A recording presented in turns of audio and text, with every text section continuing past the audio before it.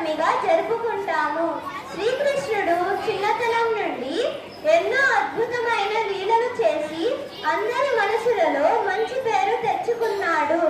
చదువుకోవటానికి గురువు సాందీపుని దగ్గరకు చేరి అన్ని శాస్త్రాలు నేర్చుకొని గురుదక్షిణగా చనిపోయిన అతని బిడ్డను తిరిగి ఇచ్చిన గొప్ప శిష్యుడు.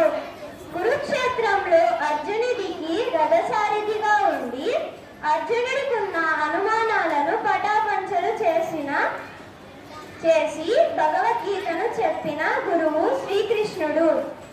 అటువంటి శ్రీకృష్ణుని గురించి మనం ఎంత తెలుసుకున్నా ఇంకా తెలుసుకోవాలనే ఆసక్తి కలిగిస్తూనే ఉంటుంది. కృష్ణం వందే